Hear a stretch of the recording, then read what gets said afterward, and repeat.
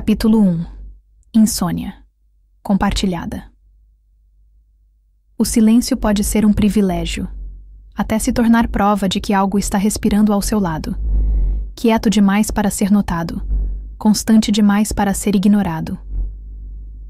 A insônia não era nova, ele já havia atravessado noites em claro, já tinha conversado com o teto até o amanhecer, já conhecia os sons da rua, os latidos espaçados dos cães distantes, os carros solitários cortando a madrugada como fantasmas de metal. Mas naquela casa, o silêncio tinha outro peso. Não era apenas a ausência de ruído, era um silêncio construído, pensado, e preenchido por algo que não queria ser descoberto. A cama era grande, espaço de sobra, mas nos últimos dias, ele havia parado de se deitar no meio. Sem perceber, passava a noite encostado à beirada direita, comprimido como quem divide colchão com alguém. Era hábito? Tensão? Ou simplesmente medo de olhar para o outro lado? Porque havia sensações. O lençol do lado esquerdo estava sempre amassado pela manhã. Mas ele não se virava à noite. Tinha certeza disso. Não dormia o suficiente para se virar. Mal fechava os olhos. E havia também o calor. Uma concentração de temperatura, sutil, mas real. Como o calor que um corpo humano deixa quando levanta, só que o corpo nunca estava lá. Uma noite, o medo venceu a hesitação. No escuro, de olhos ainda entreabertos, ele esticou a mão. Toque leve, lento, até alcançar o travesseiro ao lado. Então, parou. O tecido estava afundado. Não muito. Apenas o suficiente para sugerir peso. E mais. Estava morno. O tipo de morno que não vem do sol, nem do ambiente, mas da pele. Ele congelou. O silêncio ao redor ficou mais pesado, mais grosso, como se o ar tivesse sido preenchido por um líquido espesso. O único som era o próprio coração, mas ali no escuro, outro som começou a emergir. Respiração, baixa, constante, vinda do lado esquerdo da cama. Não era eco, não era imaginação. Era alguém, dormindo, e por algum motivo ele sabia. Se acendesse a luz, veria alguma coisa. Mas não o fez. Virou-se devagar para o lado oposto, cobriu os ouvidos e decidiu não dormir mais naquela noite. Capítulo 2. Rastros na mente. Alguns sonhos não terminam ao acordar. Eles continuam dentro da gente, quietos, mudando pequenos gestos, empurrando memórias de lado. E quando você percebe, já está sonhando acordado com o que não viveu. O dia amanheceu com a mesma cor opaca de sempre, mas o tempo parecia diferente. Não, lento, nem rápido. Falso. Ele tomava o café da manhã como quem segue um roteiro. Pão seco, o mesmo tipo de chá, a mesma colher velha batendo na xícara. Tudo igual. Mas a mão tremia. Não por nervosismo, mas porque algo dentro dele tremia. Não, se lembrava de ter dormido. E mesmo assim, sonhara. Sonhara com um quarto idêntico ao seu, mas levemente desalinhado. Os móveis tinham ângulos errados. O espelho estava um pouco mais alto. E nas paredes, pendiam retratos de pessoas que ele não conhecia. Mas no sonho, ele conhecia. Sabia os nomes. Sabia os cheiros. Sabia até quem estava faltando. E ao acordar, essas memórias continuavam, como se fossem reais. Durante o trabalho, esqueceu como se digitava seu próprio nome, 2 vezes. Chamou um colega por um nome que não fazia parte da equipe e, no banheiro, encarou o próprio reflexo por tempo demais. Algo naqueles olhos parecia deslocado. Mais fundos. Mais antigos. Em casa, decidiu registrar tudo. Pegou um caderno, abriu uma nova página e escreveu. O lado esquerdo da cama está vivo. Mas ao reler, percebeu que a caligrafia não era a dele. Era idêntica à de um bilhete antigo, que havia encontrado no fundo de uma gaveta da casa semanas antes. Um bilhete de outro morador, alguém que desapareceu, Talvez tivesse se mudado, ou talvez tivesse apenas trocado de lugar. Naquela noite, ao deitar, decidiu se firmar ao mundo. Prendeu um copo d'água sobre a cabeceira. Colocou fita adesiva sob os pés do colchão para perceber qualquer movimento. E amarrou um fio de barbante ao seu pulso, a outra ponta amarrou a perna da cama. Precisava saber se algo se movia, mas ao amanhecer, o fio estava cortado e em sua mão havia um outro nó, feito com um tipo de linha que ele não tinha em casa. Capítulo 3. A primeira vez que se moveu. Quando algo decide parar de apenas existir ao seu lado e começa a se mover, você entende. O silêncio não era proteção. Era o aviso. A madrugada era mais fria do que as anteriores. O vento lá fora uivava entre as frestas das janelas, mas ali dentro, o ar era imóvel. Ele despertou de um sonho que não lembrava ter começado. Não houve susto, nem som. Apenas uma sensação. Alguém havia se virado na cama. O colchão cedeu sutilmente atrás de si. O lençol se reacomodou com um frêmito leve. O tipo de movimento que só ocorre quando um corpo gira de lado.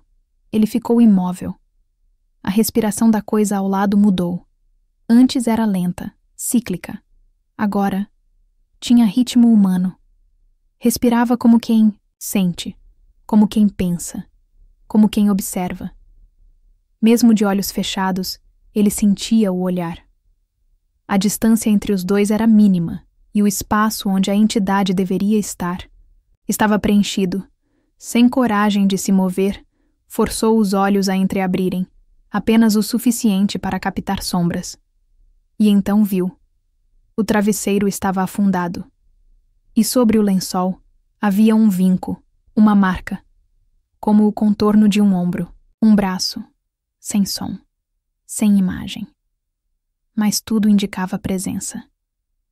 Com a visão turva pela escuridão, ele se virou muito lentamente, apenas o suficiente para afastar o rosto. Mas algo acompanhou o movimento. Ele sentiu o ar se mover, como se o outro corpo se aproximasse, não com toque, mas com intenção. E então, uma memória que não era sua se formou. Na mente, um flash de infância. Uma escada antiga, o cheiro de bolacha molhada, uma mulher cantando, mas ele não reconhecia. Aquela não era sua casa. Aquela mulher não era sua mãe. A lembrança vinha com sentimentos. Afeto, saudade, falta. E foi aí que percebeu. Não estava apenas sendo observado. Estava sendo vivido. A entidade não dormia. Ela sonhava dentro dele. No dia seguinte, não acordou com cansaço. Acordou com um vazio estranho, como se alguma parte de si tivesse passado a noite em outro lugar. E o corpo estivesse emprestado. Capítulo 4. Trocando de lugar. Algumas mudanças não gritam. Elas sussurram com calma. Trocam detalhes pequenos. Uma letra no nome. Um reflexo fora de hora. E quando você percebe, já está sendo esquecido por dentro. Na manhã seguinte, o rosto ainda era o seu. Mas o olhar, já não. O espelho mostrava o mesmo contorno de sempre. A mesma boca, o mesmo nariz. Mas os olhos estavam ligeiramente desalinhados. Um olhar que não reconhecia o próprio reflexo, mas observava quem olhava. No chuveiro, notou outra coisa. Os pelos dos braços estavam diferentes. Mais escuros, mais finos. E na borda da costela, havia uma pinta que nunca estivera ali. Pequena, mas familiar. Ele conhecia aquele sinal. Tinha certeza. Mas não em si mesmo, em alguém dos sonhos. Ao sair para trabalhar, digitou o número do alarme de segurança com fluidez. Mas, ao olhar para o teclado, não lembrava de ter decorado aquele código. Não lembrava de tê-lo escolhido. No caminho até o escritório, 3 pessoas acenaram para ele com intimidade. Nenhuma delas ele reconheceu. Uma delas o chamou por outro nome. Salve, Leandro. Mas ele não era Leandro. Nunca. Foi. Certo, no elevador, olhou para seu crachá. Nome, foto, função, tudo correto. Mas a data de nascimento estava errada. Por 2 anos. À noite, ao chegar em casa, encontrou a porta aberta. Não arrombada. Aberta com chave. A luz da sala estava acesa, as cortinas abertas. A poltrona virada para a porta, como se alguém o aguardasse, mas o apartamento estava vazio, exceto por um par de tênis ao lado da porta. Tamanho 42, idêntico ao dele, mas gasto nos lugares errados, e na cozinha, uma xícara com chá quente sobre a mesa. A marca de um lábio no vidro. Ao lado da cama, o colchão agora afundava mais fundo do que antes. O lençol estava esticado, mas havia 2 travesseiros usados, ambos com marcas frescas, ambos com cheiro, e o mais à esquerda, com um fio de cabelo que ele não reconhecia. Capítulo 5. A troca completa. Algumas trocas não são feitas com gritos. São feitas com silêncio, dia após dia, até você não lembrar mais de como era ser você, porque alguém já está sendo, por você, melhor do que você jamais foi. Naquela noite, ele não deitou na cama. Acordou nela. Mas não como sempre. Acordou olhando para si mesmo. Do lado esquerdo do colchão havia um corpo, igual ao dele. Mesma pele, mesmo rosto, mesma cicatriz no queixo, mas imóvel. Perfeito. Dormindo como ele nunca dormiu. Tentou mover o braço. Não conseguiu. O peso do sono era diferente. Denso. Como se estivesse debaixo de um lençol de concreto. A luz do abajur estava acesa, iluminando tudo, sem sombras. E, por um instante, o corpo ao lado abriu os olhos. Não com surpresa, com familiaridade, como quem já sabia. O outro ele, a entidade agora desperta, se levantou com calma, alongou os braços. Olhou ao redor, reconhecendo o espaço como lar. Pegou as roupas do dia seguinte. Vestiu-se, calçou os tênis que antes não existiam. Parou diante do espelho. Sorriu. Não era um sorriso largo, nem frio. Era só completo, o tipo de sorriso de quem pertence. E então olhou para a cama, olhou para ele, deitado, imóvel, vendo tudo por dentro, sem mover um músculo, sem conseguir fechar os olhos, porque agora não tinha mais controle sobre o corpo. A entidade se aproximou, apagou o abajur com um clique seco. E antes de sair do quarto, disse algo, não com som, mas com pensamento. Você pode descansar agora. A porta se fechou devagar, e o quarto mergulhou em escuridão, mas ele continuava lá, preso ao colchão, observando do lado de dentro. Sem boca, sem voz, sem nome, apenas presente. Se essa história te prendeu, te arrepiou, ou te fez olhar 2 vezes para o lado da cama, então você já faz parte desse universo. Aqui, cada narrativa é um convite para mergulhar no que há de mais sombrio dentro e fora de nós.